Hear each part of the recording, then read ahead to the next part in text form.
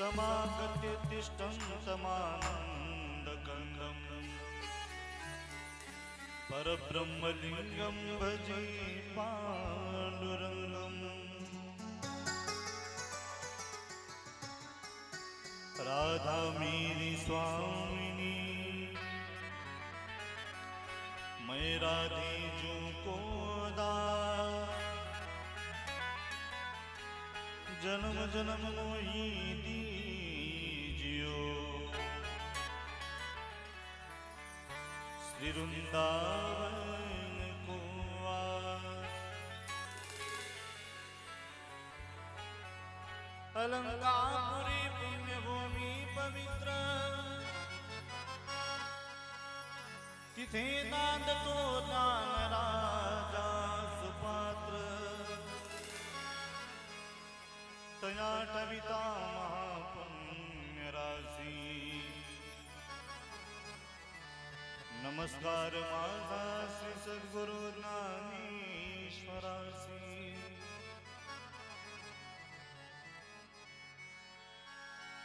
पंढरीनाथ भगवान की जय,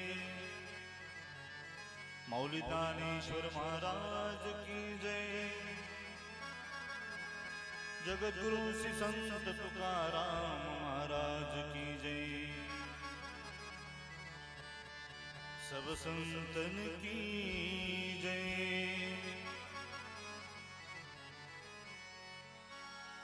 श्री गुरुदेव भगवान की जय।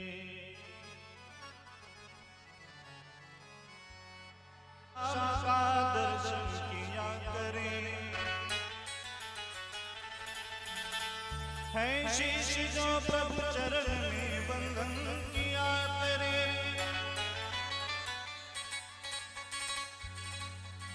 बेकार मुख है जो रही व्यर्थ बातों में,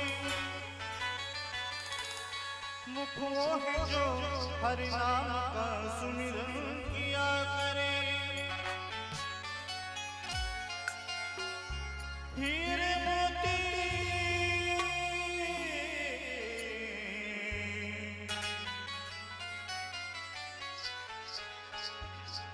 हीरे मोती से नहीं गई शोभा हाथ की, है हाथ जो भगवान का पूजन किया करे। मर पर भी अमर नाम ये उस जीव का जग में, प्रभु प्रेम में बलिदान जो जीवन किया करे।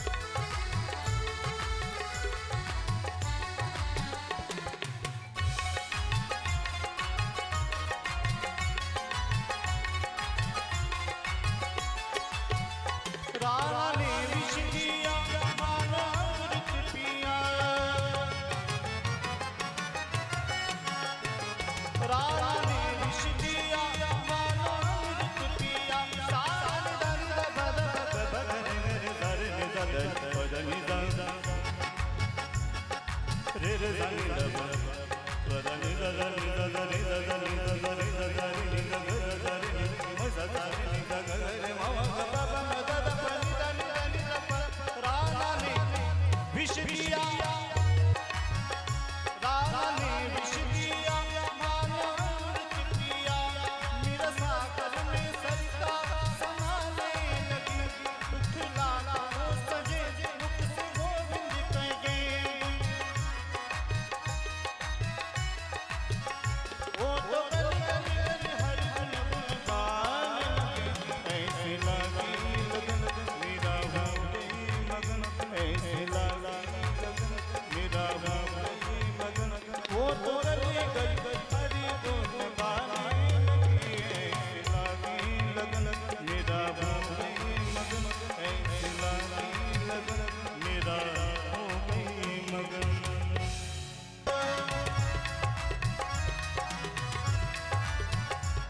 गिरधारी तुम्हारी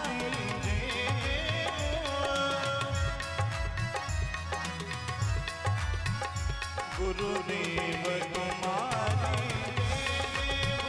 बनवारी तुम्हारी गुरुदेव तुम्हारी बनवारी तुम्हारी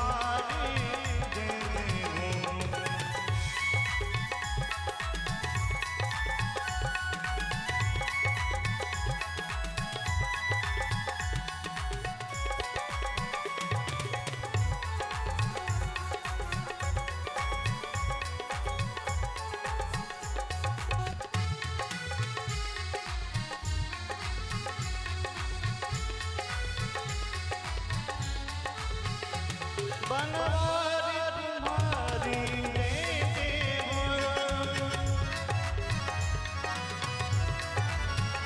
सर गर गम गम प म प द प म प गम ग सर गम प द प म प म गम ग गम ग रे सर नि द ध नि नि नि नि प द नि ध नि ध नि ध नि ध नि ध रे गम ग रे सर गम ग ग रे गम प द प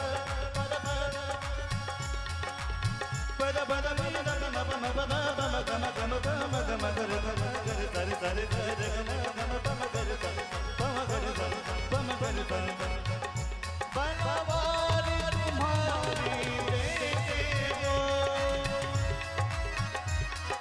या बनवारी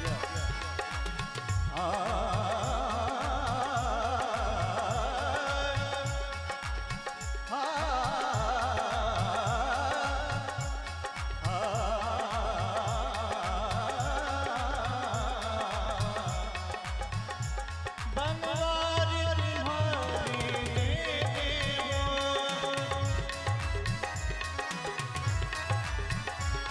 गिरधारी तुम्हारी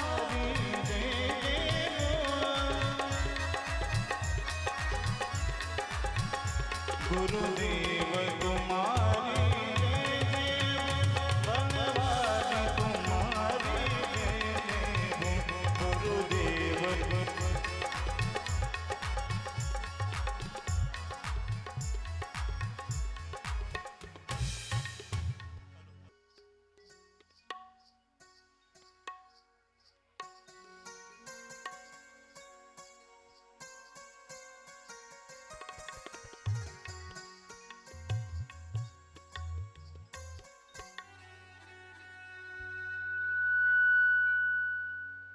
श्री सरस्वती नमः। श्री गुरुभ्यो नमः। वक्रतुंड महाकाय सूर्यकोटि समप्रभा निर्विघ्नं कुरु मे देव सर्वकार्येषु सर्वदा।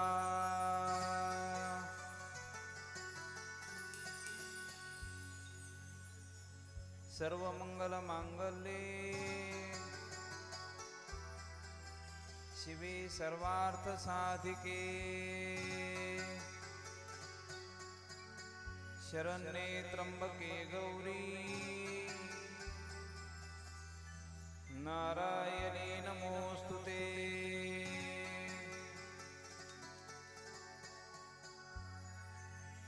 अखण्डमण्डलाकारम्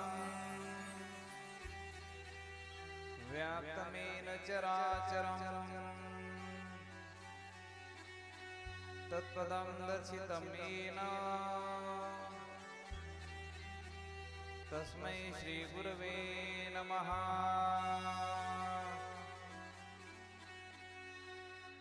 सरस्वती महाभागे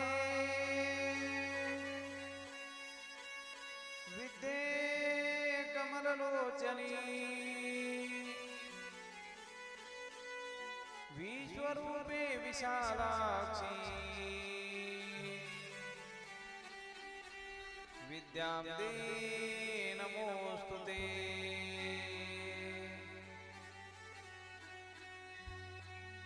या देवी सर्वभूतेषु शक्तिरूपेण संस्थिता नमस्तस्यै नमस्तस्यै नमस्तस्यै नमो नमः।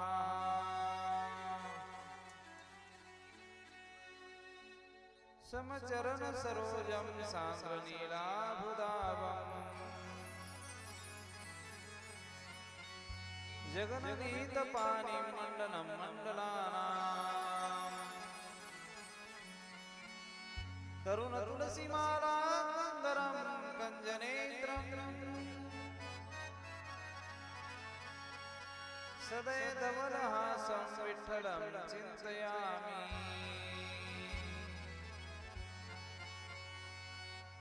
महायोगपीठे तटे विमलत्यां वरं पुण्डरीकाय दातुं मुनीन्द्रैः समागत्य तिष्ठन्तमानन्दकन्दम् परब्रह्मलिङ्गं भजे पाण्डुरङ्गम्। नमामि सद्गुरुं शान्तं सच्चिदानन्दविग्रहं पूर्णब्रह्मपरानन्द निशमानन्दिवल्लभम्। नमो सद्गुरु तुकया ज्ञानदीपा नमो सद्गुरु सच्चिदानन्दरूपा नमो सद्गुरु भक्तकल्याणमूर्ति नमो सद्गुरु भास्करा पूर्णकीर्ति।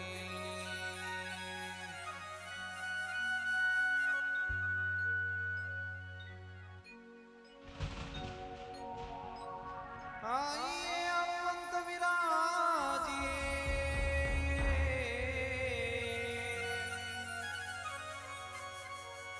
कथा करुमति अनुसार प्रेम सहित गति धरो पधारो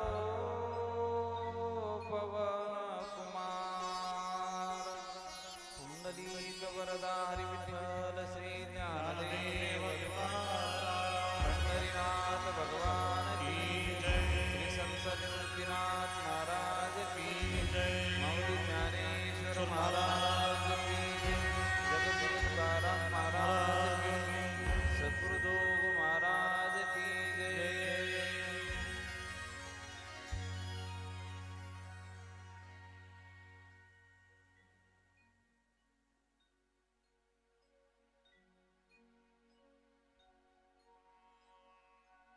परम मंगलमय परत अखिलेश्वर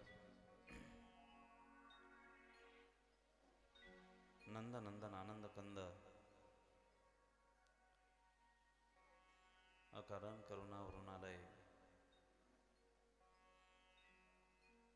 भक्तवांछा कल्पतरू श्री पंढरीश पांडुरंग परमात्मा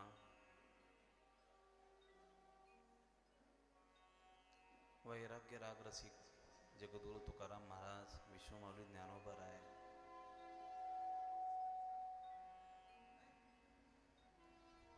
विश्वगुरु निवृत्तीनाथ दादा, प्रभू रामचंद्रांची पावनभूमी, ज्या भूमीमध्ये आपण वास्तव्य करत आहात,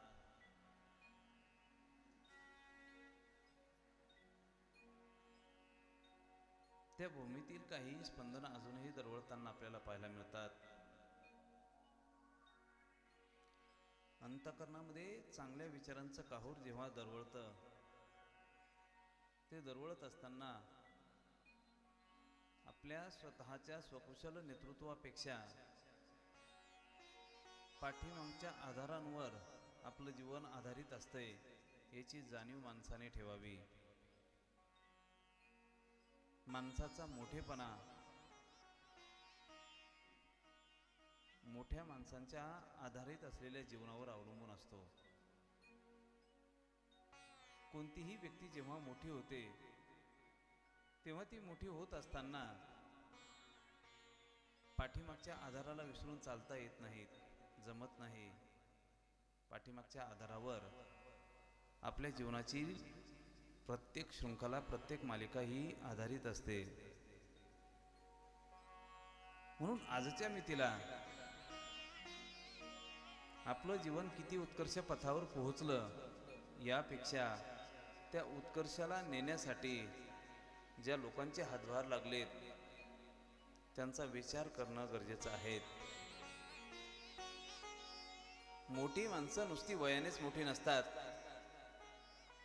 त्यांचा अनुभव प्रत्येक पावला पावलाला आपल्याला मोठा करत असतो, म्हणून ती मोठी असतात. या संपूर्ण परिवाराचा विचार करत असताना आजच्या मितीला आईचं जे जाणं आहे, हे जाणं सर्वतः सर्व बाजूने अनुकूलता असताना जाणं आहे.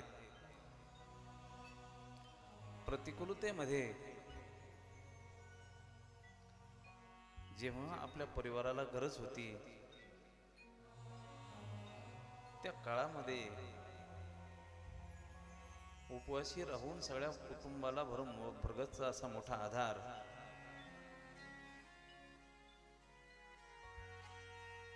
ज्या मातेचा मिळाला. आता सगळं आल्यानंतर ती माता ह्या कुटुंबाला सोडून जाते. हे जात असताना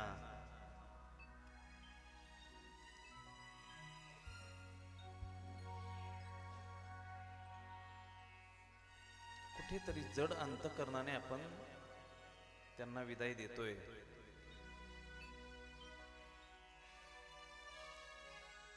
आजची जर क्षेत्र लोशिंगवे गावाची अवस्था स्थिती जर पाहिली आपण, कोणत्याच क्षेत्रामध्ये कोणतीच उणीव नाहीत.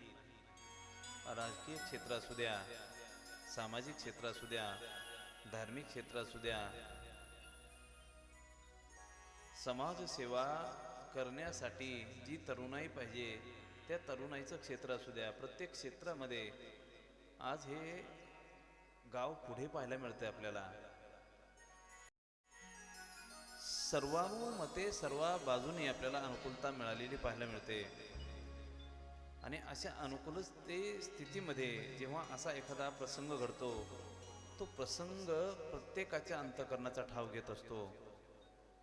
म्हणून वैकुंठवासी मातोश्री सौभाग्यवती जानकाबाई काशीनाथ पाटोळे, आज यांचे हे जाणं संपूर्ण पाटोळे परिवार असेल, संपूर्ण ग्राम असेल, त्या ग्रामाला दुःखाच्या खाईमध्ये लोटून आज या मातेचं हे जाणं आपल्या डोळ्यामध्ये अश्रू देत असताना ही माता भगवंताकडे पुन्हा पुन्हा प्रार्थना करत असेल, यदा कदाचित जन्माला जर घालायचं असेल तर ह्याच ग्रामामध्ये मला परत पाठव.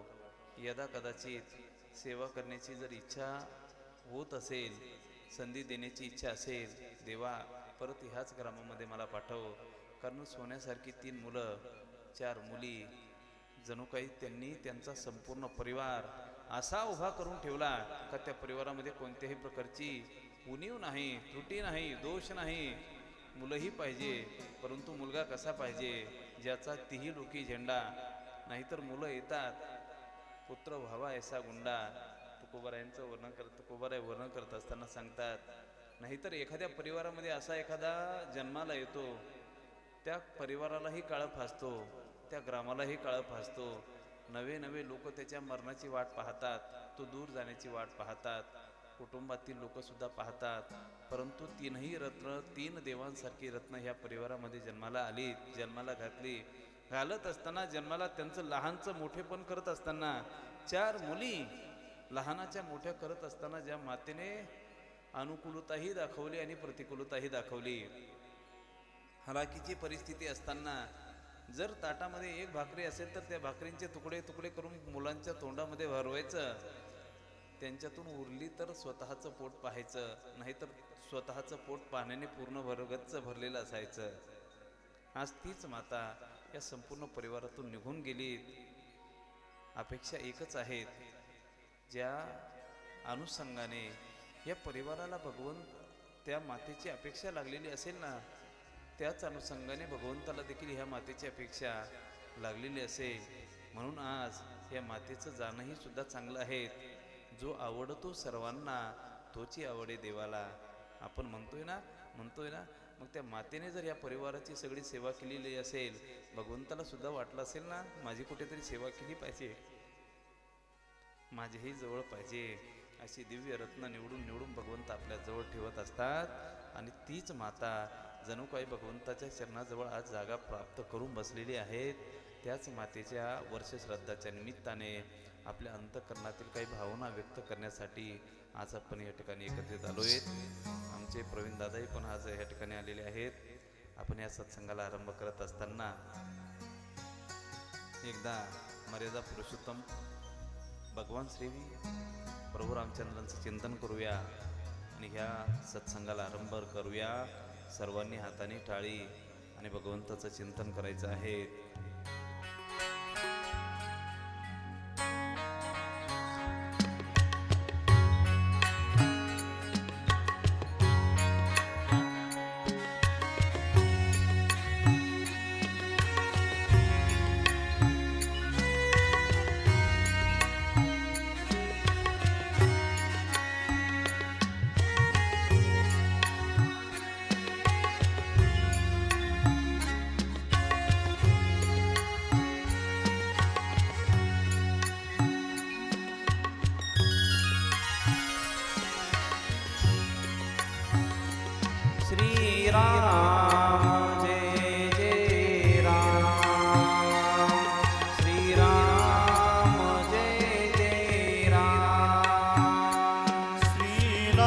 सर्वांनी बोला,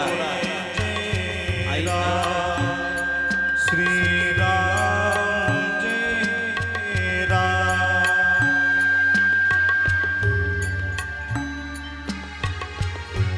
भगवंताच्या नामाचं नामाभिधान चिंतन हीच भावधारा, भावपूर्ण श्रद्धांजली आईंच्या चरणाजवळ पोहोचल्याशिवाय राहणार नाहीत. म्हणून सर्वांनी भगवंताचं नाम आपल्या मुखारविंदामध्ये घेऊन टाळीच्या गजरामध्ये भगवंताच्या नामाचं चिंतन करायचं आहे. श्रीराम जय जय राम, श्रीराम जय जय राम, श्रीराम जय जय राम, श्रीराम जय जय राम, श्रीराम जय जय राम.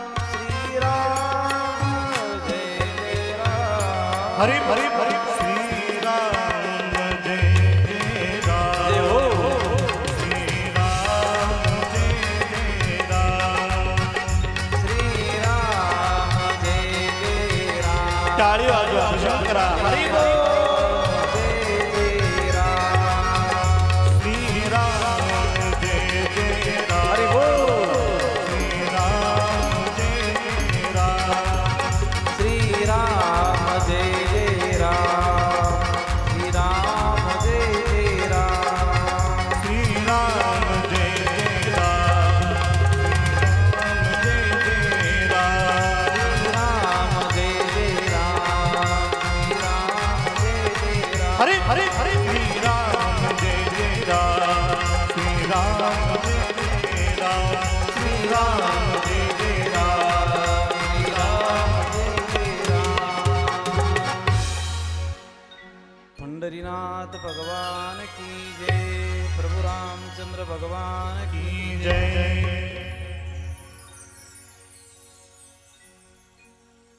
मातेची ये चित्ती अवघी बाळकाची व्याप्ती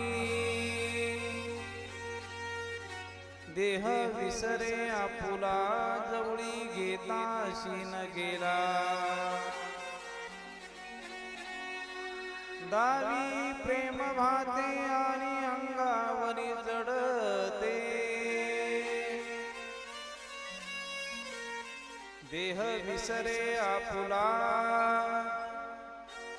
जवळी घेता शीन गेला तुका संता पुढे पायी झोमे लाडे कोडे देह विसरे आपुला जवळी घेता शीन गेला कैलासवासी मातोश्री सौभाग्यवती जानकाबाई काशीनाथ पाटोळे यांच्या ह्या प्रथम पुण्यस्मरणाच्या अनुषंगाने आपण सर्व एकत्रित आलेला आहात एका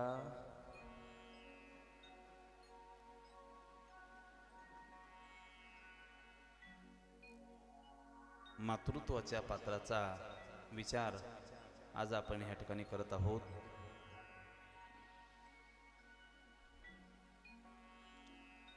समाजसेवा करत असताना संसार पाहणं ही सोपी गोष्ट नाहीये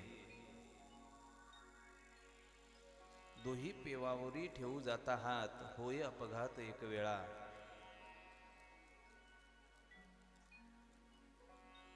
पंढरी महाराज जर यदा कदाचित एकाच व्यक्तीकडनं जास्त कार्यांची अपेक्षा केली तर ती होत नाही पूर्ण होत नाही सकळ गुणे संपन्न एक भगवंतची जाण सगळ्या गोष्टींच्या सगळ्या क्षेत्रामध्ये अनुकूलता जर पाहायचं ठरलं तर आपल्याला भगवंता व्यतिरिक्त पाहायला मिळत नाही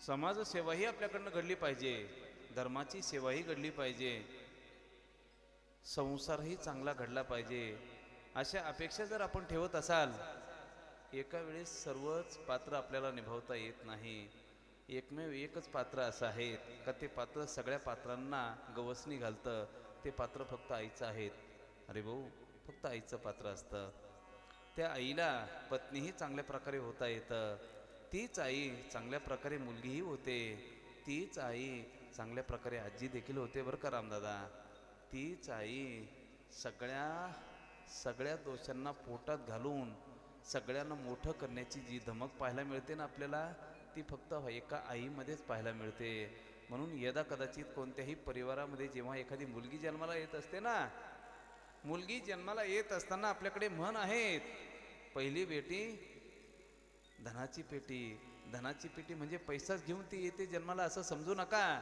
जन्माला येणारी प्रत्येक मुलगी ही धन घेऊन येते ती सगळ्या गुणांना आपल्या पोटामध्ये घेऊन येते, आपल्या अंतःकरणामध्ये घेऊन येते.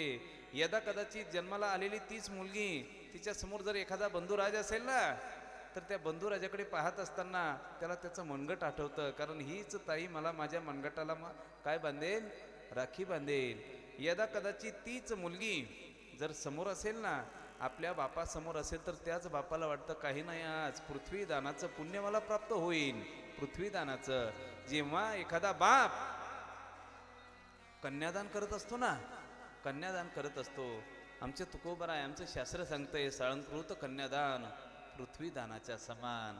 बापाला तीच कन्या त्या रूपाने पाहायला मिळते.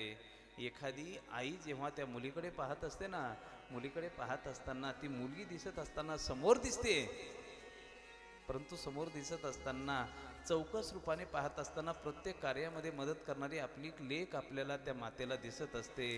जन्माला येत असलेली प्रत्येक कन्या अनेक प्रकारचे गुण, अनेक प्रकारचे पैलू अंतःकरणामध्ये घेऊन जन्माला येत असते. म्हणून जन्माला घालत असलेली प्रत्येक मुलगी ही लक्ष्मी आहेत. लक्ष्मी, प्रत्येक नारी ही आदिशक्ती आहेत. आणि अशी आदिशक्ती जेव्हा जन्माला येते ना, जन्माला येत असताना तीच आई तीच मुलगी आपल्या आईला आवाज देते, आई आई मला हे पात्र निभवायचे आहेत, आई मला जन्माला यायचं आहे, आई मला जन्माला येत असताना हे सगळं पाहायचं आहे. हे विश्व दाखवून याची किमया आई फक्त तुझ्यामध्येच आहे. मला जर हे सगळं सुख द्यायचं असेल ना, फक्त आई मला एकदा जन्माला घाल. सांगना आई मला कोण वाचवणार, तुझ्या विना जन्मासी मला कोण घालणार. सांगना आई मला कोण वाचवणार, तुझ्या विना जन्मासी मला कोण घालणार. सांगना आई मला कोण वाचवणार, तुझ्या विना जन्मासी मला कोण घालणार.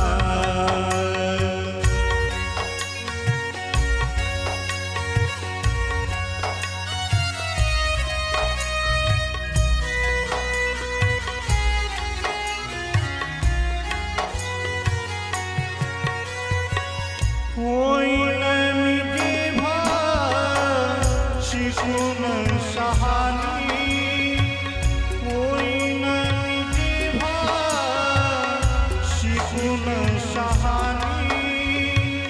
नारी बंधारी पाकरी होणी, शाळेतून आल्यावर काम करणार. तुझ्या विना जन्मासी मला कोण घालणार.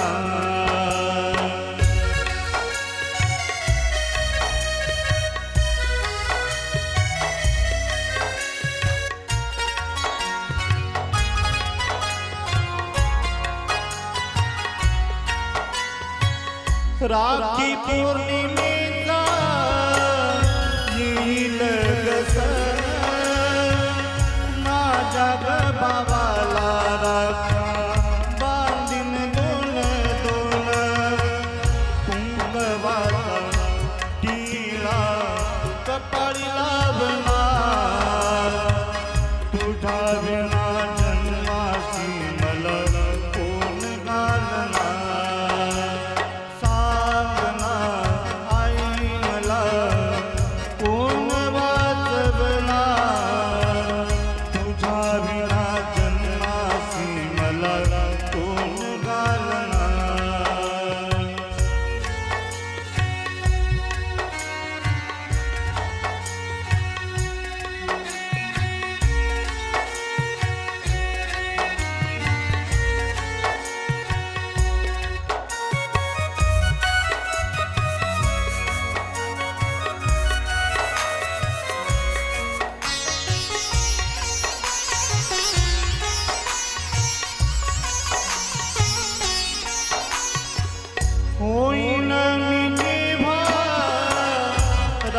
जाती राणी मारी न बरारी पाखरी होऊनी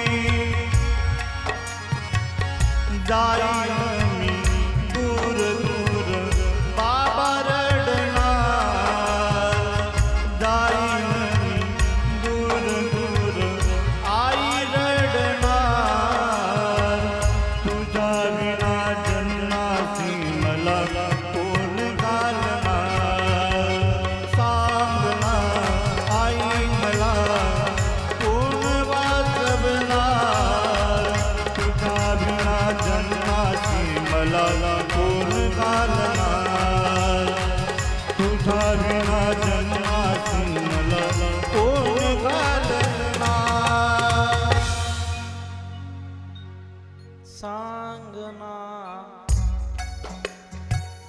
आई मला कोण वाचवणार तुझ्या विना जन्मासी मला कोण घालणार तुझ्या विना जन्मासी मला कोण घालणार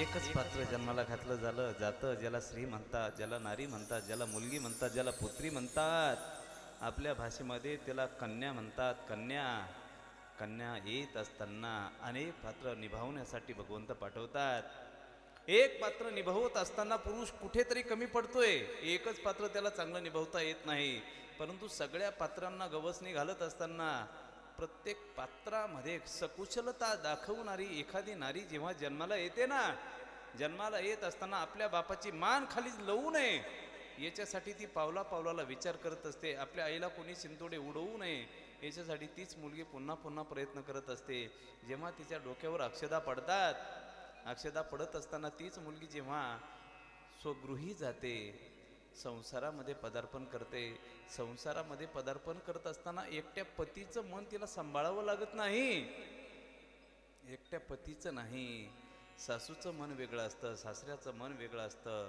दीर असेल भाया असेल प्रत्येकाची मनं वेगळी असतात ननंदईचं मन वेगळं असतं सगळ्यांच्या मनाचा विचार करत करत करत पतीची या मता अनुसरुनी पतिव्रता अनायसे आत्महिता लाभेची गा सगळ्यांच्या मनाला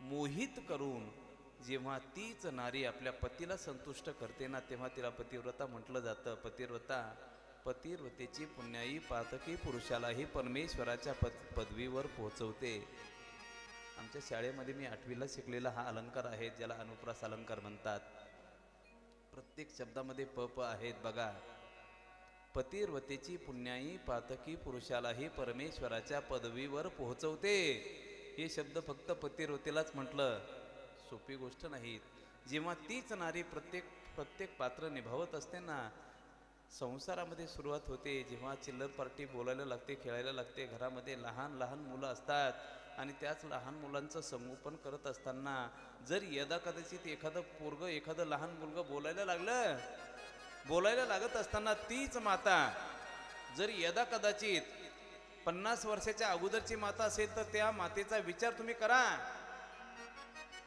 नाही शिक्षणाचा अभाव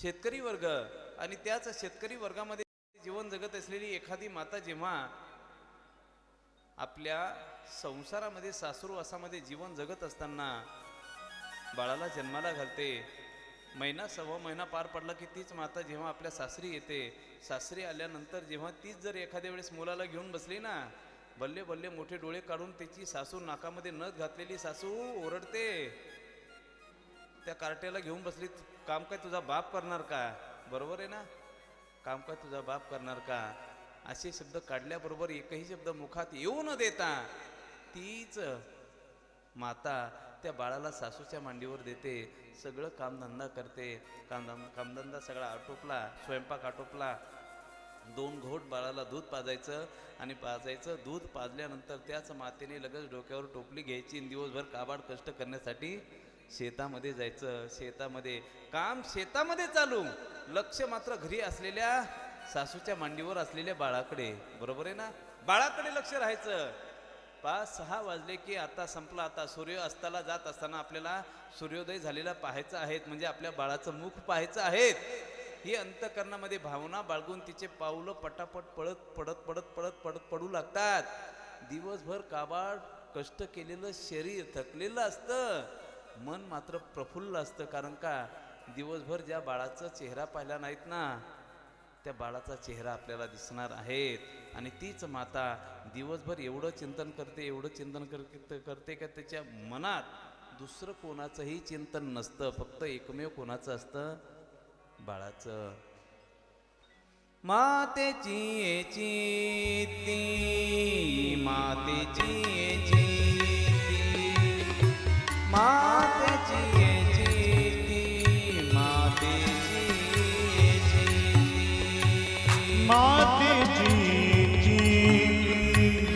मातेची चित्ती, मातेची चित्ती, मातेची चित्ती, मातेची चित्ती. अवघी बाळकाची व्याप्ती, अवघी बाळकाची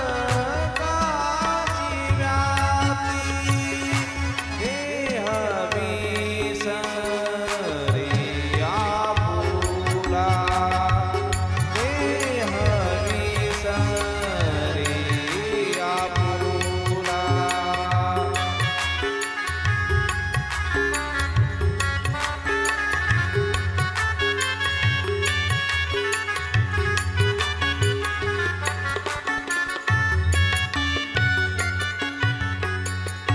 मातेची आहे चित्ती, अवघी बाळकाची व्याप्ती. पटपट पावलं पडतात. घरी आल्याबरोबर अगोदर स्वच्छता पाणी बिणी पिण्यापेक्षा अगोदर म्हणते फक्त माझ्या बाळाला पाहायचं आहे. जसं बाळ पाहिलं जातं, मांडीवर घेतलं जातं, आपल्या स्तनाला लावलं जातं ना, त्याच ठिकाणी दिवसभर काबाड केलेलं कष्ट त्याच ठिकाणी मावळतं. संपलं कष्ट. आता का कष्ट संपलं? बाळ मांडीवर आलं ना, याला आई म्हणतात, याला नारी म्हणतात, याला स्त्री म्हणतात. दिवसभर गेलेलं काबाड कष्ट विसरण्याचं एकमेव टॉनिक, एकमेव औषध आईला जर माहीत आहे तर ते आईला फक्त एकच औषध माहीत आहे, आपल्या बाळाचं मुखकमल, आपल्या बाळाचा चेहरा. बाळाचा चेहरा पाहिला का ती स्त्री सगळं विसरते. एवढं प्रेम त्या बाळावर करते, एवढं प्रेम त्या बाळावर करते. आपल्या मातृत्वाचं नातं निभावण्यामध्ये आई कमी पडत नाही. किंबहुना धनुधरा, जो मातेची आहे उदरा, तो मातेचा सोयरा केतुला पा. भगवंताला सुद्धा सांगता आलं नाही बरं का, आईचं आणि बाळाचं नातं काय आहे, शब्द कुठले भगवंताचे. आता काय सांगावं, जे भगवंताला सांगता येत नाही त्याला आई म्हणतात, आणि ज्या आईला सांभाळत नाही त्याला काय म्हणावं हेच कळत नाही. जीवनामध्ये अशी परिस्थिती निर्माण होते. ज्या आईने काबाड कष्ट करून एखाद्या बाळाला वाढवलेलं असतं ना, वाढलेलं बाळ पाहायला मिळतंय आपल्याला, त्याचा उत्कर्ष झालेला पाहायला मिळतोय, परंतु त्या आईचा भाव मात्र आपल्याला पाहायला मिळत नाही. ही अवस्था ज्या परिवाराची जर असेल ना, त्या परिवारामध्ये खरा आनंद नाही. काही काळाची एखादी स्त्री काही काळाची पत्नी असते, परंतु आयुष्यभराची ती स्त्री आई असते. हे विसरून चालणार नाही. डोक्यावर अक्षदा पडल्यानंतर एखादी स्त्री आपल्या पतीला पत्नी धर्माने सांभाळत असते, परंतु तीच पत्नी आयुष्यभर एका अंगाने आई म्हणून सुद्धा त्या बाळाला, त्या पतीला सुद्धा सांभाळत असते. हे विसरून चालता येत नाही. सांगेन मी तुम्हाला, घडलेला प्रसंग आपल्याला सर्वांना याची जाणीव आहे. 13व्या वर्षी लग्न झालं. 13व्या वर्षी लग्न झालं आणि लग्न झालेली तीच एक कुमारी, जुना काळ. आणि लग्न झाल्यानंतर आपल्या जीवनाची मार्गक्रमणा करण्यासाठी संसारामध्ये पदार्पित होते. अक्षरांची ओळख असल्यामुळे चांगल्या प्रकारे अक्षरांचा परिणाम समाजसेवेसाठी व्हावा, ही अंतःकरणामध्ये भावना बाळगून तिचे पावलं पुढे पुढे सरसावतायत. परिवारामध्ये आलेली कोणतीही कन्या लक्ष्मी म्हणून येते, परंतु जर यदा कदाचित तीच मनासारखी वावरत नसेल, ऐकत नसेल, तर तिलाच आपल्याकडे एक शब्द वापरला जातो, अवदसा. आपल्या घरामध्ये आलेली ही अवदसा, आमच्या घरामध्ये लावलेला कलंक, जेव्हा तीच कन्या पत्नी म्हणून येते, सौभाग्याचं लेणं घेऊन येते आणि लेणं घेऊन आलेली तीच कन्या जेव्हा संसारात वावरते, कुटुंबामध्ये वावरते आणि कुटुंबामध्ये वावरत असताना परिणाम दिवस पुढे पुढे सरसावत आहेत. 13 वर्ष, 14वं वर्ष, 15वं वर्ष गावामध्ये सुद्धा त्या मातेची चर्चा जास्त यायला लागली बरं का. कारण स्वतःचं थोडंफार तुटपुंज असलेलं शिक्षण, त्या शिक्षणाचा परिणाम अंगठे बहादूर असलेल्या, अडाणी असलेल्या समाजावर व्हावं याच्यासाठी ती परिणाम करते, लोकांना गिरवते. कुठेतरी भिंतीवर शब्द काढून दाखवायचे, म्हणायचं याला, याला आ म्हणायचा, याला आई म्हणायचं. हे शब्द जेव्हा ओळख जास्त व्हायला लागली लोकांना, लोक शिक्षित व्हायला लागले. वासरामध्ये लंगडी गाय शहाणी असं म्हणतात, हे शब्द ऐकायला मिळतात ना. गावातील काही प्रतिष्ठित लोक विचार करतात, जर यदा कदाचित सगळ्या गावाला शहाणं करून ठेवलं तर आपण केलेले काही पराक्रम लोकांच्या लक्षात आल्यानंतर लोक आपल्याला नावं ठेवल्याशिवाय राहणार नाही, आपल्यावर थुंकल्याशिवाय राहणार नाही. करावं काय? जोपर्यंत हिला शांत बसवता येत नाही तोपर्यंत गाव शांत होणार नाही. काहीतरी केलं पाहिजे. तिला समजावून सांगितलं, बाई या भानगडीत पडू नको, तुझा परिवार चूल आणि मूल याच्यापेक्षा जास्त भानगडीत पडू नको, तुझा कुटुंब सांभाळ, तुझा परिवार सांभाळ, याच्यापेक्षा जास्त भानगडीत पडू नको. तेव्हा तीच स्त्री म्हणते, आपणही साक्षर व्हावं आणि लोकांना सुद्धा साक्षर करून ठेवावे, स्वतःही शहाणं व्हावं आणि बाकीच्यांना सुद्धा शहाणं करून ठेवावं. ही समर्थांची भाषा आहेत ना, समर्थांची वाक्य आहेत ना. मग करावं काय? नाही म्हणे, मी माझ्या स्वकार्यामध्ये, स्वकर्मामध्ये पाठीमागं येणार नाहीत. विचार कर, जर यदा कदाचित आज शांत बसली नाही तर तुझं सगळं जीवन शांत केल्याशिवाय राहणार नाहीत. शब्द कठोर होते परंतु ते जड शब्द होते. करावं काय? काळ चालला पुढे. 18व्या वर्षामध्ये पदार्पण केल्यानंतर परिणाम असा झाला, त्याच मातेच्या गर्भामध्ये एक बाळ नांदायला सुरुवात करते. अवघं 17-18च्या वर्षामध्ये ती असतानाच बाळ गर्भामध्ये नांदायला जेव्हा सुरुवात करते, जी काही चांडाळ चौकडी होती त्या चांडाळ चौकडीने विचार केला, आता हाच आपल्याला सापडलेला उपाय आहेत. सगळ्या गावामध्ये हळूहळू चर्चा सुरुवात केली, हिच्या पोटामध्ये नांदणारं बाळ हिचं नाही, गावच्या पाटलाच आहेत, असे शब्द सांगा, सगळीकडे गावात चर्चा होऊ द्या. हे शब्द जसे जसे प्रसारित व्हायला लागले, सगळे लोक विचार करू लागलेत, अरे लोकांना ज्ञान शिकवते आणि पोटामध्ये दुसऱ्याचं पाप घेऊन फिरते, चांगलं नाही, चांगलं नाही. लोक नावं ठेवायला लागलेत, सांगावं कोणी, बोलावं कोणी. आणि तीच हळूहळू चर्चा तिच्या पतीच्या कानावर जाऊन पडली. अरे हे तुझं बाळ नाही म्हणे, गावाच्या पाटलाचं बाळ आहे, जो तिला सहकार्य करतो ना त्याचं बाळ आहेत. हे हलक्या मनाचा असलेला पती आपल्या पत्नीच्या वर शिंतोडे उडू लागलात, बोलू लागलात, अवास्तव बोलायला सुरुवात करतोय. ती पुन्हा पुन्हा शपथ घेऊन सांगत होती, देवा शपथ, तुमच्याशिवाय माझी नजर कोणाकडे कधीच वाईट नजरेने मी पाहणार नाही. प्रत्येक पुरुष हा मला बंधूप्रमाणे आहेत, भावाप्रमाणे आहेत. अरे म्हणे, दाखवण्याचे दात वेगळे आणि खाण्याचे दात वेगळे म्हणे. शब्द निघू लागतात आणि काही काळानंतर जेव्हा ती प्रसूत होते, गोरगोमटसं असं बाळ जन्माला येतं, एक सुकन्या जन्माला येते. त्या बाळाकडे पाहिल्यानंतर लोक म्हणतात, पहा ना, हुबेहूब चेहरा पाटलासारखा दिसतो, पहा ना, पाटलासारखा दिसतो, पहा ना चेहरा. हे शब्द जेव्हा पतीच्या कानावर पडतात आणि पती त्याच घरातून, त्याच तान्ह्या बाळंतणीला, लेकरूवाळी स्त्रीला घराच्या बाहेर काढतोय. घराच्या बाहेर काढल्यानंतर अवघं 18वं वर्ष, 19व्या वर्षामध्ये पदार्पण केलेली तीच नारी, तीच कन्या त्या बाळाला घेऊन आता कुठे जाणार, कुठे जाणार? जेव्हा संसाराने लाथ मारली जाते, सासरच्यांनी लाथ मारली जाते, तेव्हा तीच स्त्री कोणाचा आधार शोधते? कोणाचा आधार? आपल्या माहेरचा आधार शोधते ना. माहेरचा.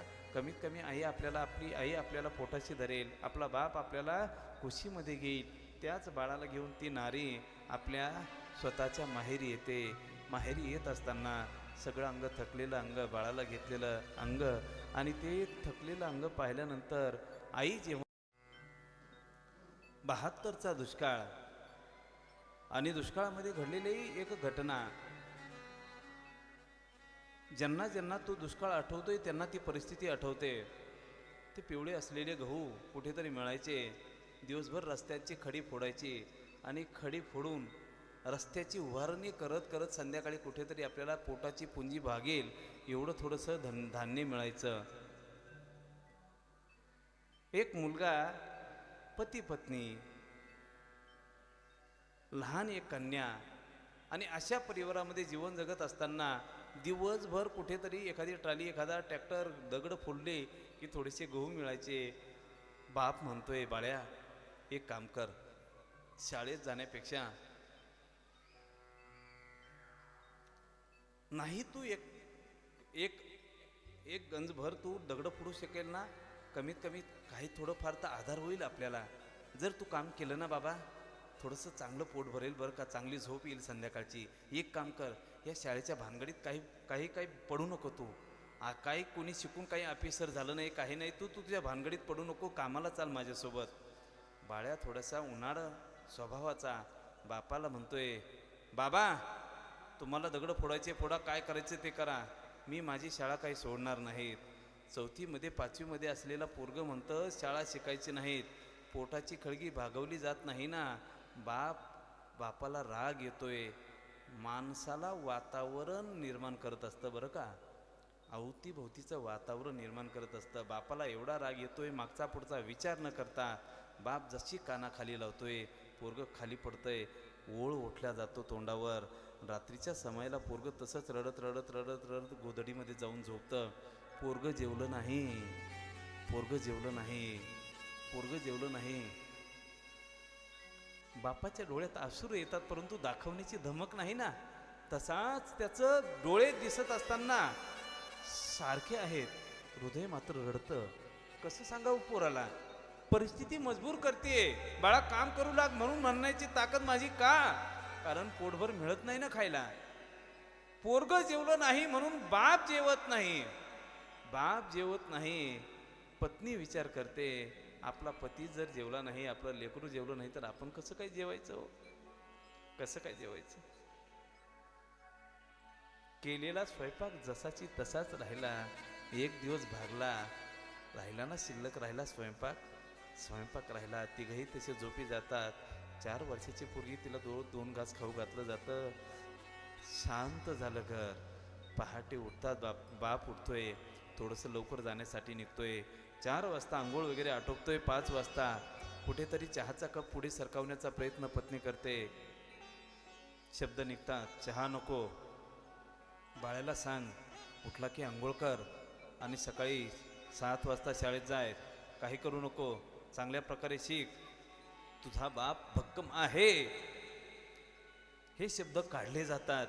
पोरगं झोपण्याचं नाटक करून गोधडीमध्ये तोंड खोसून बसलेलं असतं. रात्रभर पोटात कळगी, भूक लागलेली आहेत ना, तोंडावर पांघरून असलेलं पोरगं सगळ्या गोष्टी ऐकतं. आणि बाप आपल्या हातामध्ये घन घेतोय, कामासाठी निघून जातो. कामासाठी निघून गेलेला बाप दिसतोय. सकाळी 6 वाजता आई आवाज देते, बाळ्या उठ. उठ म्हटल्याबरोबर बाळ्या गोधडी बाजूला काढतोय.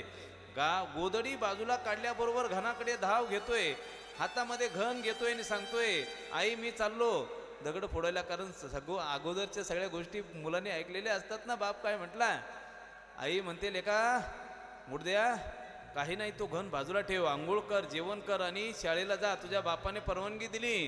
घन बाजूला पडतोय, पोरगा आंघोळ करतंय, शाळेत जातंय. आणि 9-10च्या सुमारास शिदोरी घेऊन, न्याहारी घेऊन तीच माय कुठे येते, ज्या ठिकाणी दगड फोडण्याचं काम चालू आहे त्या ठिकाणी येते. आई आल्यानंतर, पत्नी आल्यानंतर, त्याच पत्नीला रात्रभर उपवासी असलेला बाप, रात्रीभर चहाचा घोटही नाही घेतलेला तोच बाप पहिल्यांदा विचारतोय, बाळ्या शाळेत गेलात का, बाळ्या जेवलात का.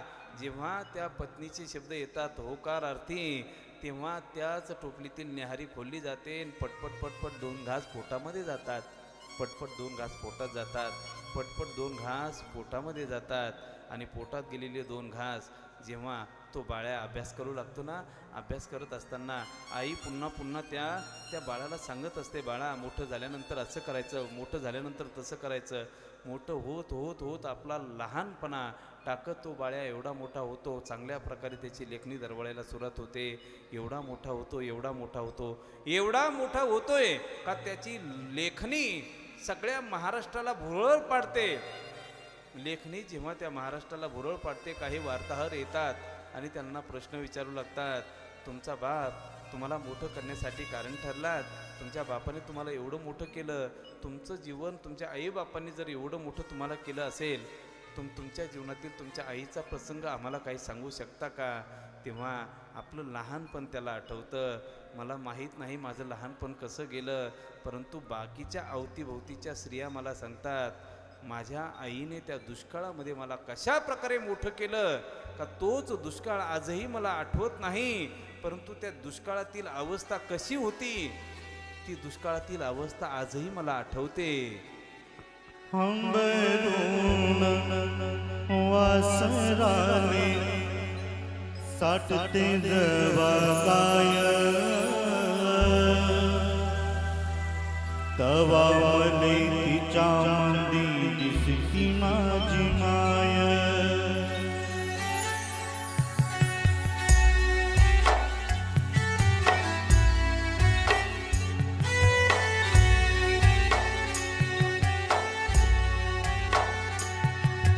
हंबरून वासराने साठते जवागाय, तवा मले तिच्या मंदी दिसती माझी माय, दिसती माझी माय, दिसती माझी माय.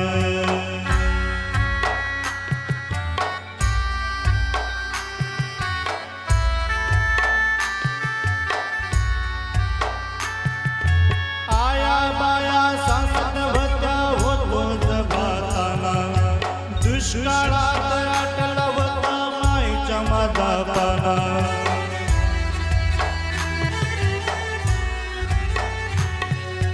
आया बाया सांगत होत्या होतो जगाताना, दुष्काळात आटला होता माईच्या माझा पाना.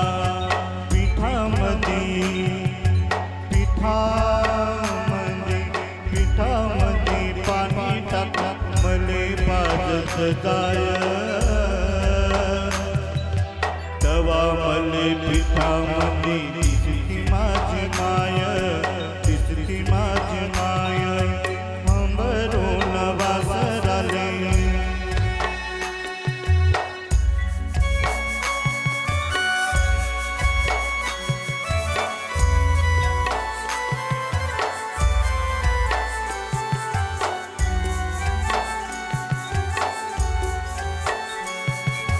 काट्या कुट्या येतायला माझ्या राजराणी, पायात नसे वाहन तिच्या फिर्यानवानी.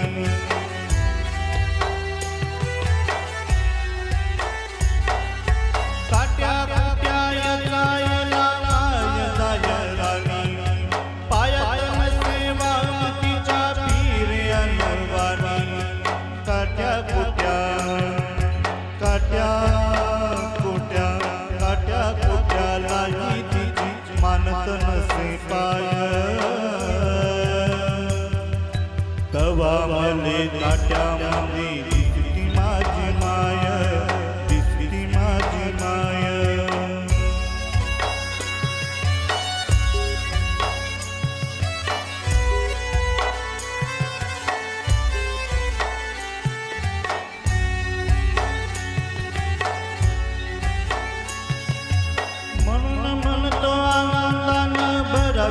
जीवटी पुन्हा एकदा जन्म घेवा मायेचे पोटी.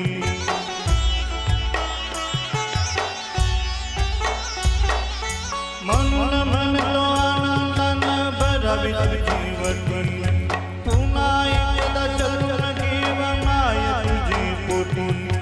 तुझ्या चरणी तुझ्या चरणी तुझ्या चरणी ठेवून माता धराव तुझ पाय, तवा मले पायामध्ये दिसती माझी माय, दिसती माझी माय. हंबरून वासराला साठते जवागाय, तवा मले तिच्या मंदी दिसती माझी माय.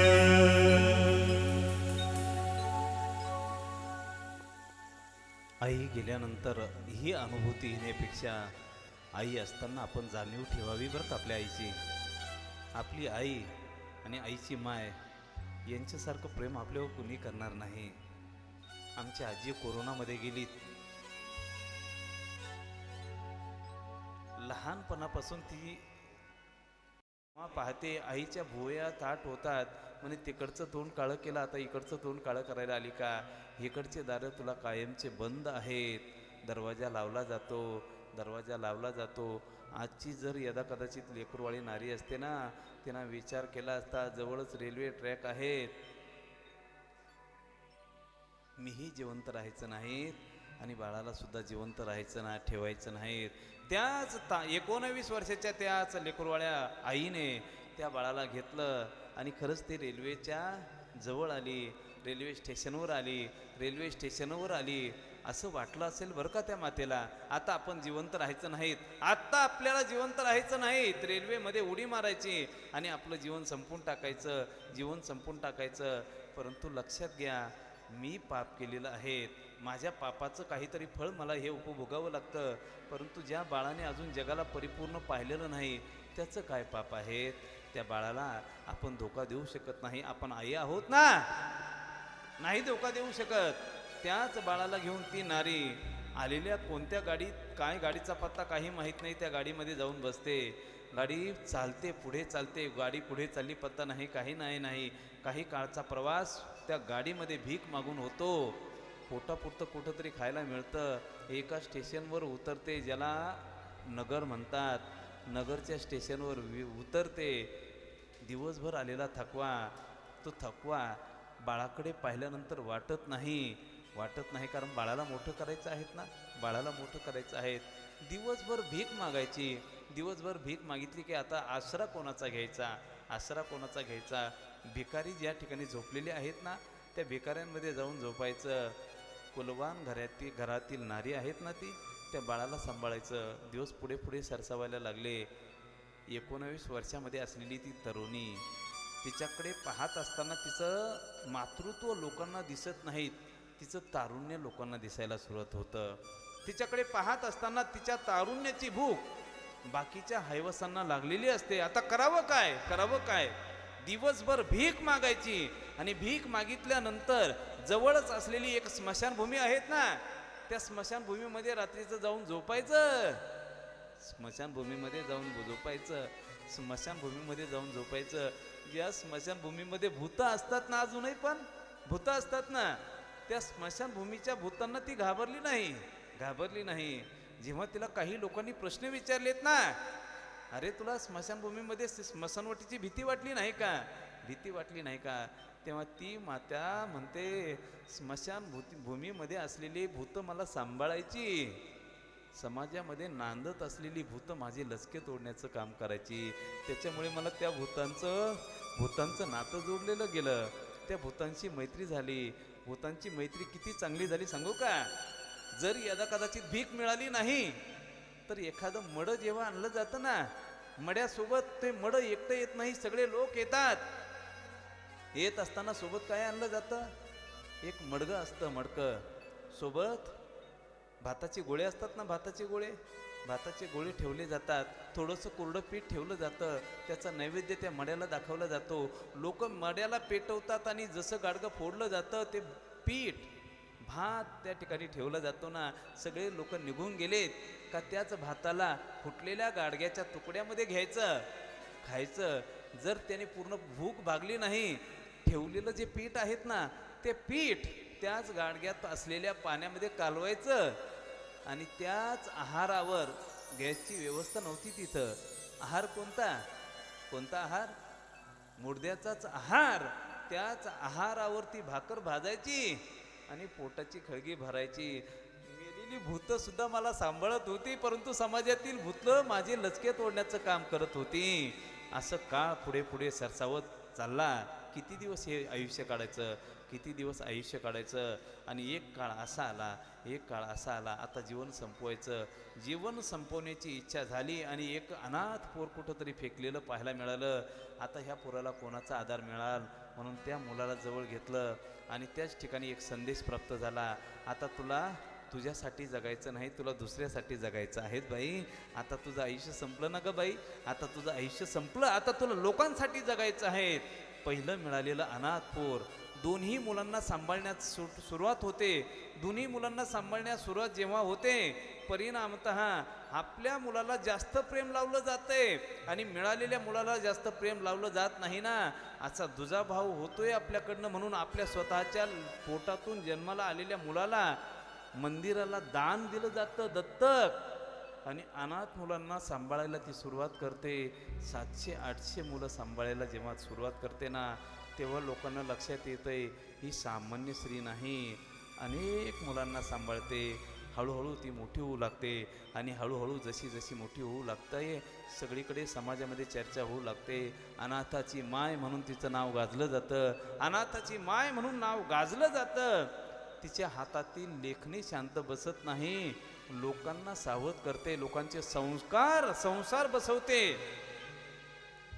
एवढी लेखणी, प्रकांड त्या लेखणीमध्ये ताकद होती का कितीतरी बिघडलेले संसार त्याने एकत्रित केले, बिघडलेल्या मुलींना एकत्रित आणून परत त्यांचा संसार उभा केला. जेव्हा त्या स्त्रीची मुलाखत घेण्यात आली, तर स्त्रीची मुलाखत घेत असताना तिने स्वतःच्या जीवनातील एक प्रसंग खूप मोठा सांगितला. माझ्या हातातून लेखणी जी दरवळली, माझ्या लेखणीने अनेक लेख लिहिले, ज्या लेखांचा विचार आजही कर्नाटक प्रांतामध्ये केला जातोय, कर्नाटक राज्यामध्ये शाळेमध्ये शिकवण्यासाठी केला जातोय. मुलांचं जीवन सुसंस्कारित व्हावं याच्यासाठी माझं लेखन त्या ठिकाणी वापरलं जातं.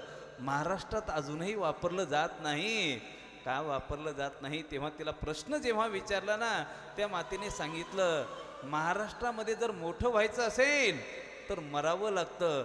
ज्या राष्ट्रामध्ये मेल्यानंतर मोठं होतं त्यालाच काय म्हटलं जातं? महाराष्ट्र. महाराष्ट्र जिवंत असताना सन्मानाची अपेक्षा महाराष्ट्रामध्ये माणसाने कधीही करायची नाहीत. जे जवळ असतात ना, तेच आपला घात करण्यासाठी सदैव प्रयत्नशील असतात. तेव्हा त्याच मातेकडे तिच्या जीवनामध्ये घडलेला प्रसंग, ज्या नवऱ्याने तिला घराच्या बाहेर काढलं होतं ना, माझं तोंड काळं केलं, तोच नवरा, 75मध्ये असलेला नवरा तिच्या जवळ येतोय, ओक्साबोक्सी रडू लागतो आणि मला आधार दे म्हणतो, आधार दे म्हणतो. आधार दे म्हटल्यानंतर परिणामतः त्या मातेच्या मुखातील शब्द काय असतील हो? काय असतील? त्या मातेने एकच शब्द काढले, जर मुलगा म्हणून तुम्हाला माझ्या दारामध्ये यायचं असेल तर माझी दारं सदाही मोकळेच आहेत. पती म्हणून यायचं असेल तर तुम्हाला हे दार कायमचं बंद आहेत. मुलगा म्हणून तुमचा सांभाळ आताही मी करेन, काळजी करू नका, तुमचा सांभाळ करण्यासाठी अजूनही मी सज्ज आहेत. जी माता डोक्यावर अक्षदा पडल्यानंतर काही काळ आपली पत्नी असते ना, बहुता काळाची तीच माता आपली आईसुद्धा असते, हे विसरून चालता कामा नये. म्हणून जीवनाचं संगोपन करत असताना, जीवनाची जडणघडण, संसाराची जडणघडण करत असताना प्रत्येक नारीचा विचार करा. जर एखाद्या पुरुषाच्या जीवनातील त्याची पत्नी जर गेली, 6 महिने वर्षभर कुठेतरी दुखवटा साजरा केला जातो आणि निमित्त दाखवलं जातं मुलांचं. मुलं वनवासी झालेत ना, अनाथ झालेत ना, त्यांना त्यांची आई मिळाली पाहिजे. अवघ्या 25 ते 30 वर्षाची एखादी जर पत्नी विधवा झाली, एखादी स्त्री विधवा झाली ना, तिच्या कुशीतून जन्माला आलेलं एखादं 1-2 वर्षाचं लेकरू असू द्या, जर तिला म्हटलं ना, बाई एकटं एवढं जीवन कसं काढणार, तू कसं काढणार, ती म्हणते मी माझ्या बाळासाठी सगळं तारुण्य समर्पित करेल, परंतु माझं एकटंच जीवन काढेल. याला आई म्हणतात, याला स्त्री म्हणतात, याला नारी म्हणतात. सगळे पात्र निभावते त्याला स्त्री म्हणतात. जर यदा कदाचित आपल्याही जीवनात आपल्या आईचा विचार केला तर त्या आईचा विचार त्याच अनुषंगाने पाहायला मिळतोय. आपल्याला हयात असताना तिचे गुण आपल्याला दिसत नाहीत. हयात असताना एक अडाणी आई, एखादी अडाणी स्त्री, एखादी अडाणी आजी याच भावाने आपण तिच्याकडे पाहत असतो. परंतु अंगठे बहादूर असलेली आई आपल्या नातवांना कशा प्रकारे सुशिक्षित करते हे नातवांना सुद्धा कळत नाहीत. त्यांच्या डोक्यावर अक्षदा कधी पडतील याचा विचार सदैव करत असते, हे आपल्या बालकांना कळत नाही. उलट सगळे लोक तिच्यावर आरोप करत असतात, आई तुला काही कळत नाही, काही कळत नाही. हे आरोप जी पोटामध्ये घालते तिलाच म्हणतात आई. आई, अशी आई आज या परिवारामध्ये निघून गेलीत. परिवारामध्ये जात असताना सगळ्या परिवाराला सुसंघटित करत असताना एवढं मोठं केलं, एवढं मोठं केलं, म्हणून आईला विसरून चालत नाही, आईला विसरून चालत नाही. आईचं जीवन कशा प्रकारे आहे सांगू का मी तुम्हाला? आईचं जीवन, तुकोबाराय संतांची उपमा देतात, तुकोबाराय भगवंताची उपमा देतात. धाव गाली आई आता पाहतीस काही, धीर नाही माझे पोटी, झालो वियोगे हुंपुटी. तुम्ही संत माय बाप कृपावंत, काय मी पतित कीर्तिवानू. संतांना उपमा देत असताना आईची उपमा दिली जाते, कारण आईचं कर्तृत्व संसारामध्ये जेवढं मोठं आहेत ना, तेवढं मोठं कर्तृत्व संसारामध्ये कोणाचंच नाही, कोणाचंच नाही. मी प्रसंग तुम्हाला सांगेन, घडलेला प्रसंग. लहानपणापासून बागडणं तिच्या कुशीमध्ये लहानपण सगळं आजीच्या कुशीमध्ये गेलं. लहानपणी आम्हाला 25 पैसे द्यायची ती, रोजचे 25 पैसे ठरलेले असायचे बरं का, परिस्थिती नव्हती.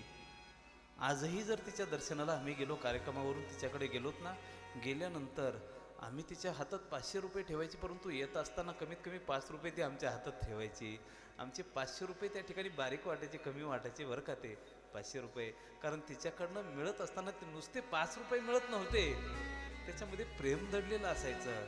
यदा कदाचित त्याचे तुकडे तुकडे केले तर बाकीच्यांना फक्त धातू पाहायला मिळतील, परंतु त्याच्यामध्ये असलेलं प्रेम फक्त आपल्याला पाहायला मिळेल. नातं, आपली आई आणि आपली माय वेगळी असते. आता 2 वर्षाच्या अगोदर एक घटना, माझा एक मित्र आहेत, त्याच्या दोन्ही किडन्या फेल झाल्यात. 25 लाख आईच्या नावावर टाकायचे आहेत म्हटला. तो भेटायला आलात, रडू लागलात, म्हणे महाराज अवस्था बिकट आहेत, जास्त दिवस जगणं शक्य वाटत नाही. म्हटलं झालं काय? दोन्ही किडन्या फेल झाल्यात. अरे म्हणे कोणाची घरातील जर मॅच होत असेल तर पहा. म्हणे सासूची मॅच झालीत, सासऱ्याचीही मॅच झालीत आणि बायकोची देखील मॅच झालीत. मॅच झाल्यानंतर जेव्हा सासऱ्याला म्हटलं, अरे म्हणे बाबा हे वय म्हातारपणाचं वय, आता माझी 60 ओलांडत आलेली आहेत, माझी किडनी तुला दिली तर माझ्या बायकोचं काय होईल?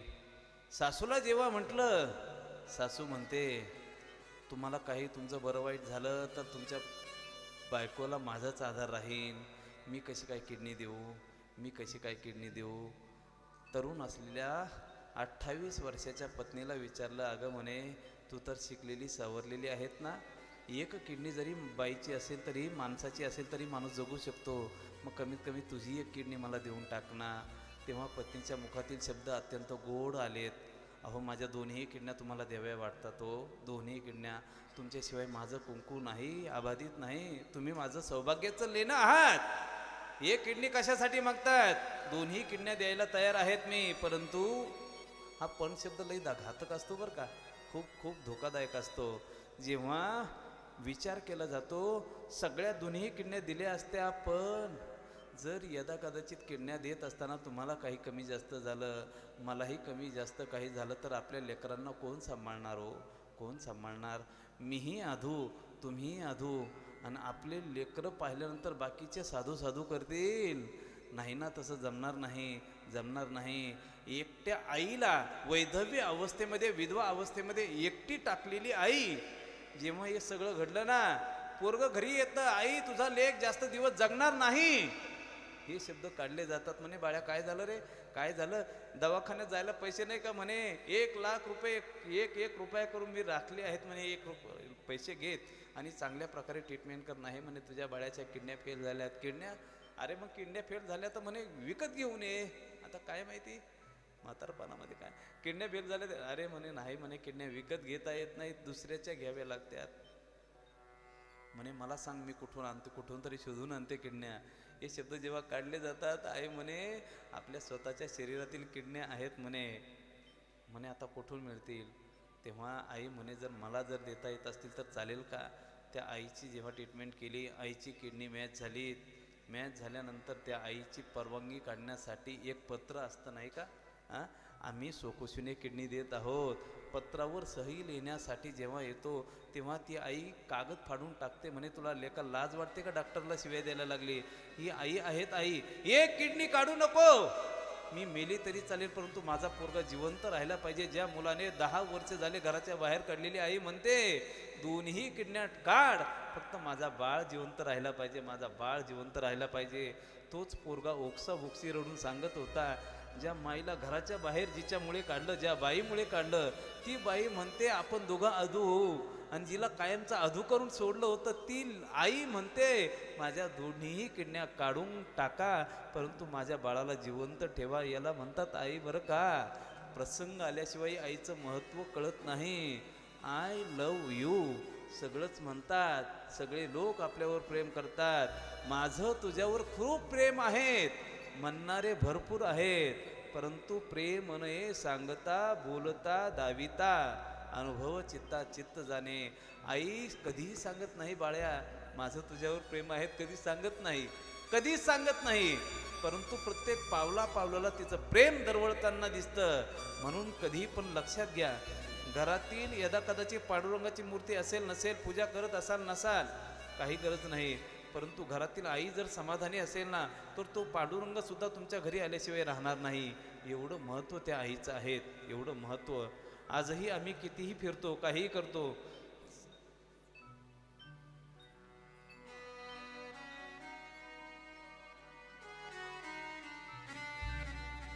घरी गेल्यानंतर प्रेम काय आहेत हे कळतं.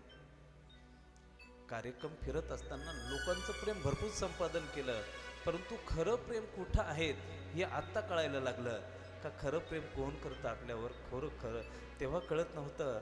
संकोचोनी माणसाचं जीवन लहान झालं, परंतु जेव्हा समाजात मनुष्य फिरायला लागतो तेव्हा आपल्या आईचं महत्त्व कळतं, आपल्या मातेचं महत्त्व कळतं. ती आई आपल्या पावला पावलाला विचारत राहते चांगलं चाललंयत ना, बरं आहेत ना, बरं आहेत ना. अरे कितीही मोठा पोरगा झाला तरीही सुद्धा प्रेमाने हात जो फिरवला जातो तो आज फक्त आईचाच असतो, आईचा.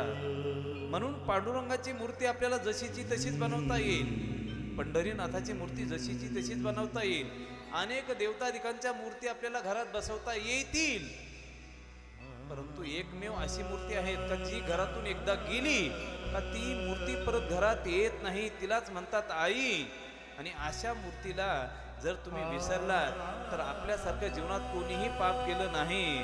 अशा मूर्तीची जाणीव ठेवण्यासाठी मनुष्याने सदैव आपल्या घरातील त्याच मातेची पूजा, त्याच मातेची सेवा एवढी करावी का हाताश होऊन पुन्हा भगवंताला म्हणावं लागू नये, देवा माझ्या जीवनातलं प्रेम संपलं, माझ्या जीवनातलं प्रेम संपलं. अशा आईच्या मूर्तीचा विचार करत असताना आपलं लहानपण आठवा, आपलं उन्हाळपण आठवा.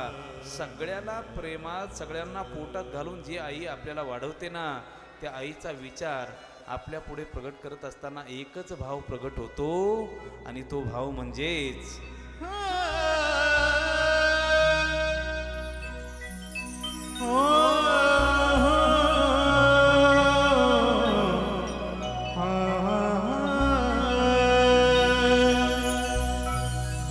आई तुझ्या मूर्तीवाली या जगात मूर्ती नाही, अनमोल जन्म दिला गई तुझे, उपकार पिटणार नाही.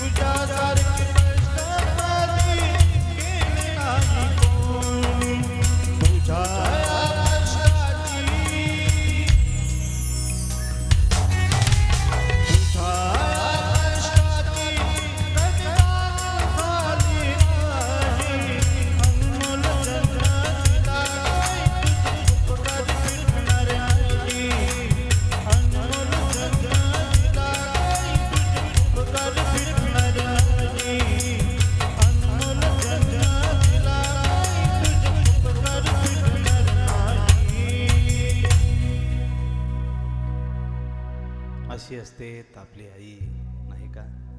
लहानपणी कळत नसताना सुद्धा लोकांना सांगत असताना पावला पावलाला सांगते, माझा बंड्या खूप हुशार आहेत बरं का, खूप हुशार आहे. त्याच्या दोन्ही नागपूर लाईन कानपूर लाईन सगळं चालू असतं. तूप आणायसाठी किंवा मीठ लागलं तर आणण्यासाठी दुकानात जावंच लागत नाही. भाजी आणणी असेल तर फक्त जीभ वर केली की तो त्याच वेळेस मॅनेज करून घेतो. असा बाळ्या असतो, बंड्या असतो, दोन्ही चालूच असतं. तरीही असं असताना सुद्धा लोकांना सांगत असताना अत्यंत रामासारखा कृष्णासारखा माझा बाळ्या आहेत. आपल्या बाळाचे दोष दाखवत नाही आपली आई. आणि अशी आई आज जर यदा कदाचित आपल्यासमोर दिसत नाही तर कसं वाटत असेल सगळ्यांना? हां, लक्ष्मीसारखी मूर्ती, हां, भरलेलं कपाळ, अंगावर असलेले अलंकार, सौभाग्याचे तेच अलंकार दिसत असताना अजूनही असं वाटतं ह्या परिवाराला कुठेतरी आमची आई येईल, कुठेतरी आमची आजी आम्हाला आवाज देईल, कुठेतरी आमच्या डोक्यावरून हात फिरवेल. तो हात पारखा झाला आहे, पोरका झाला हात ना आपला, पोरका झाला. नाही आपण आणू शकत, नाही आणू शकत. फक्त त्या आईचे विचार अबाधित ठेवण्यासाठी हा संपूर्ण परिवार धडपड करतोय. कुठेतरी त्या आईची आठवण, त्या आठवणींना उजाळा देण्यासाठी या सत्संगाचं आयोजन या ठिकाणी करण्यात आलेलं आहे. आमचे काशीनाथ बाबा एवढं वय असताना सुद्धा यांना चांगल्या प्रकारे हाताला हात लावून हातभार देणारी ही माता आज काळाच्या पडद्याआड झालेली आहेत. 85 वय, एवढ्या वयामध्ये सुद्धा आजही चेहरा तोच खेळताना दिसतोय, तोच वागडताना दिसतोय. आजही असं वाटतं हा वर्षश्राद्धाचा कार्यक्रम नाही, आमच्या आजीचा सहस्र चंद्रदर्शन सोहळा आहेत की काय, अभिष्ट चिंतन सोहळा आहेत की काय, वाढदिवसाचा सोहळा आहेत की काय. आमचे रतन भाऊ असतील, देवचंद भाऊ असतील, हरिश्चंद्र भाऊ असतील, यांना वाटतं आमच्या आईचा खूप मोठा सोहळा साजरा व्हावा, सोहळा साजरा व्हावा.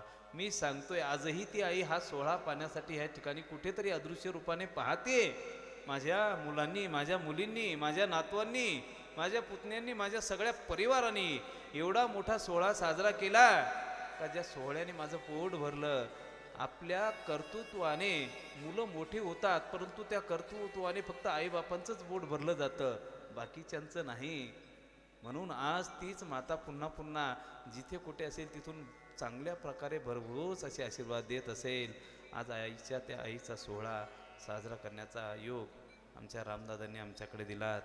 आज ही तीनही मुलं, 4 मुली, रतन भाऊ असतील, देवचंद भाऊ असतील, हरिचंद भाऊ, त्याच्यानंतर सौभाग्यवती सिंधुबाई रंगनाथ गायकर, गंगा भागीरथी कमळाबाई तुळशीराम गायकर, सौ सिंधुबाई बाळकृष्ण बरे आणि सौ ताराबाई भाऊसाहेब गोरधने असा हा परिवार. ह्या परिवारातील ही माता गेली. त्यांच्या पश्चात त्यांचे देर श्री किसन पुंजा पाटोळे, श्री सदाशिव पुंजा पाटोळे, पुतणे श्री गजराम किसन पाटोळे, दीपक सदाशिव पाटोळे, बाजीराव किसन पाटोळे, विजय सदाशिव पाटोळे, सविता शांताराम झनकर पुतणी, अर्चना सदाशिव पाटोळे पुतणी, त्यानंतर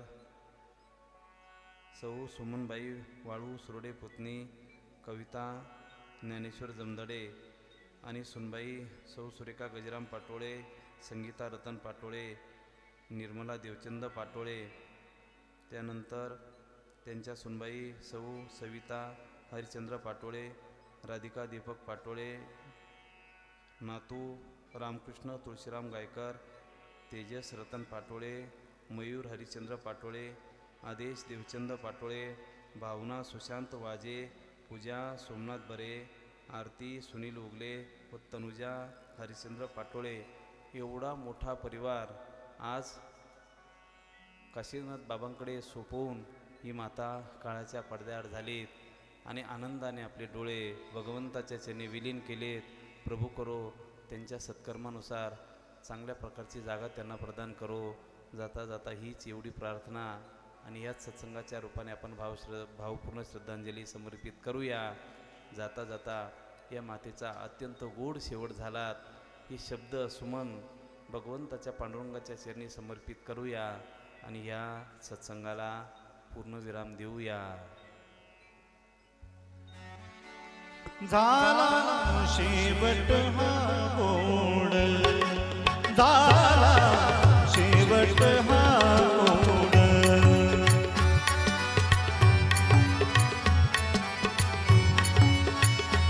देवी पुरविले गोड, देवी पुरविले गोड, झाला शेवट हा गोड.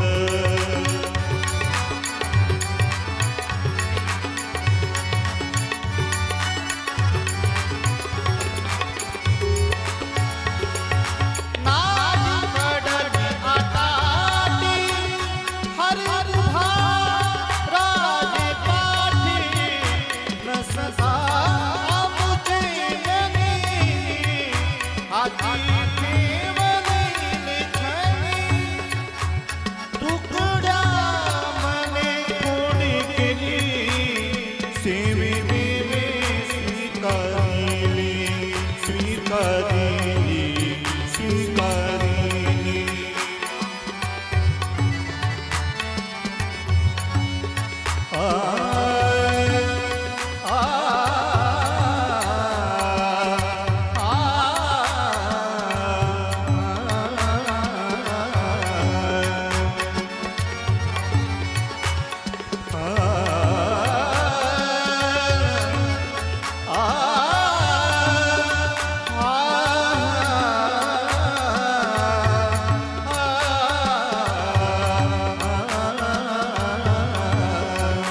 आज राना बीजे कोचली, आज राना बीजे कोचली.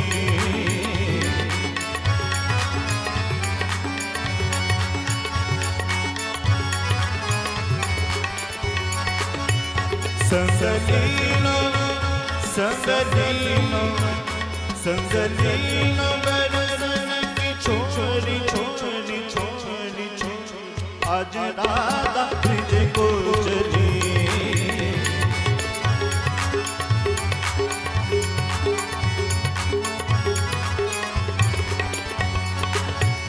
देवी पुरविले गोड, देवी पुरविले गोड, झाला शेवट हा गोड, झाला शेवट हा गोड, झाला झाला झाला शेवट हा गोड.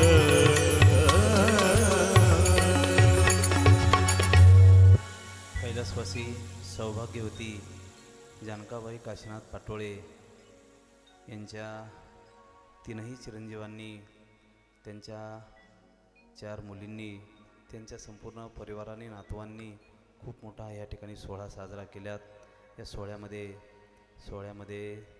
आपल्या ह्या सत्संगाला सहकार्य करण्यासाठी सत्संग जे आहेत, आमचे अत्यंत जिवलग, अत्यंत जवळ असलेला एक पोरगा जो कायम या कार्यक्रमासाठी आमच्यासोबत असतोय, आमचा माधव या ठिकाणी आलेला आहे. त्यानंतर आमचे प्रच्युत दादा सुंदर असा तबला वाजवतात, गोड ज्यांचा हात आपल्याला त्यांचा परिचय करून देतो. त्याच्यानंतर आमचे अमरदादा डेंगळे हँडसॉनिक वाद्य खूप गोड वाजवतात आणि ह्या कार्यक्रमाला रंगत आणतात. आणि अनुषंगाने गोड असं संगीत आणि गीत ज्यांचे स्वर आपल्याला परिचय करून देतात. सर्वांच्या परिचयाचे हरिभक्तपरायण योगेश महाराज सायकेडे यांच्या संगतीमध्ये आज हा सोहळा पार पडलात. सुंदर असा आवाज आपल्यापर्यंत पोहोचवण्याचं काम आपल्याच परिसरातील साऊंड सिस्टमचे दशरथ दादा मते आज या ठिकाणी उपस्थित झालेत. आणि या संपूर्ण कार्यक्रमाचं थेट प्रक्षेपण आमचे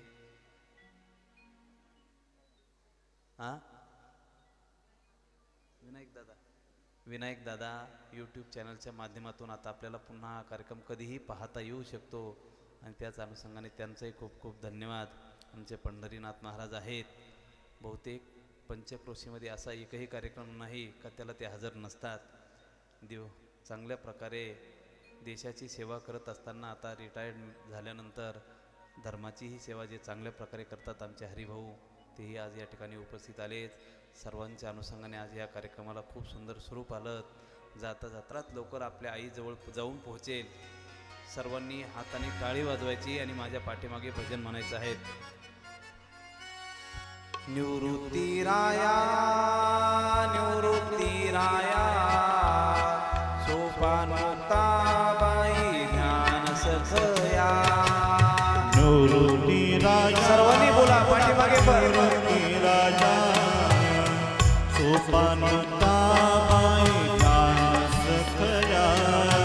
निवृत्तीराया निवृत्तीराया सोपानताबाई ज्ञान सखया.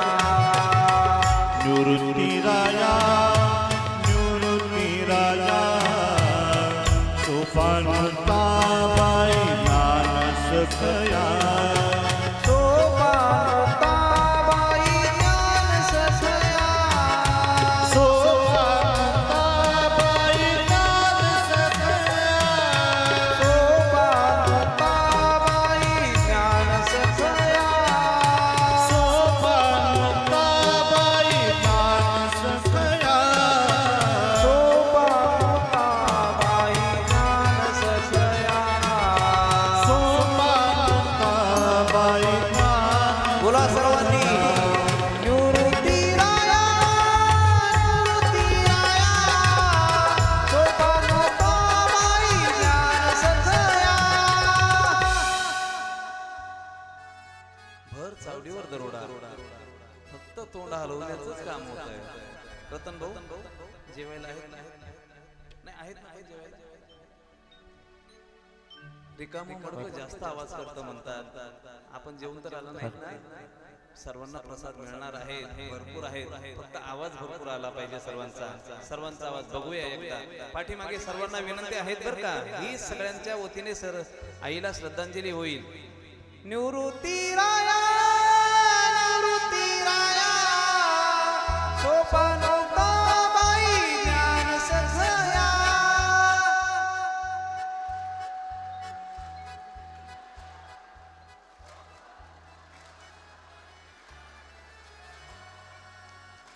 यांचा व्हॉल्यूम जास्त वाढवला यांचा आवाज कमी करा यांचा आवाज वाढवा.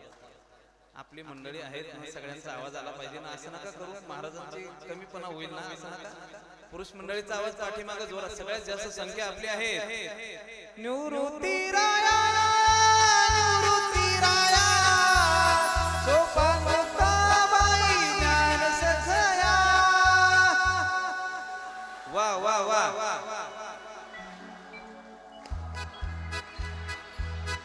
वा वा हा सोपानताबाई ज्ञान सखया.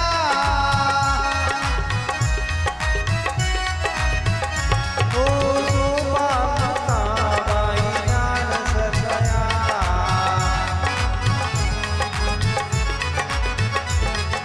निवृत्तीराया निवृत्तीराया सोपानताबाई ज्ञान सखया.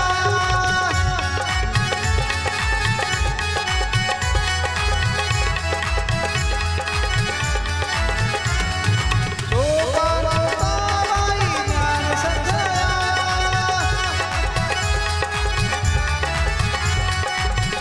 सोपानताबाई ज्ञान सखया. सोपानताबाई ज्ञान सखया.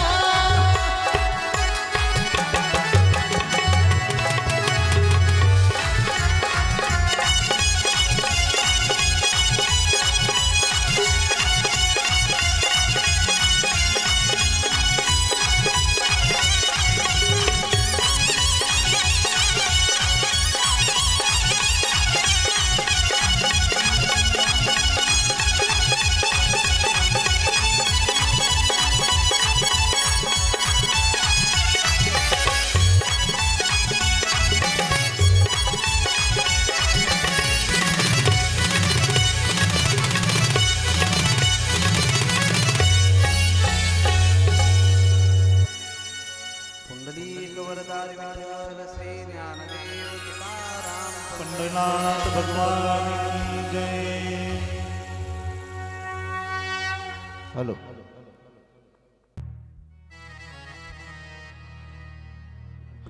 आता विश्वात्मके देवे येणे वागयज्ञ तो शावे तो शोषोनी मज द्यावे पसाय दानई जे खळांची व्यंकटी सांडो तया ससरमीरती वाडो भूतान परस्परे पडो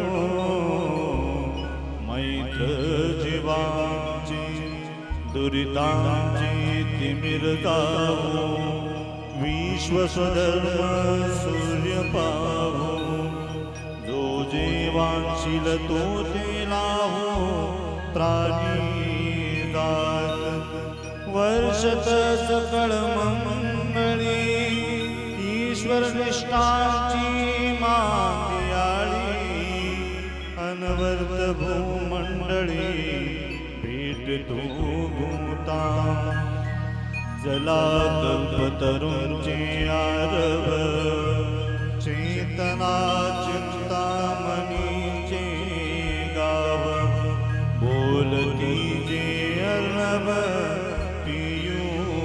पियुषांचे चंद्रमेघे अलांछन मार्तंड जे तापहीन ते सर्वाही सदा सज्जन सोयरे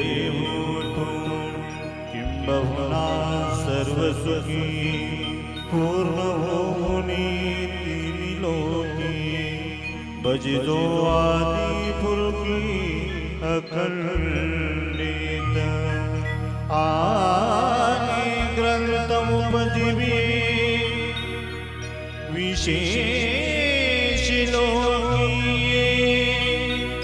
दृष्टा दृष्ट विजय होवावे जी एथमने श्री विश्वेश्वरा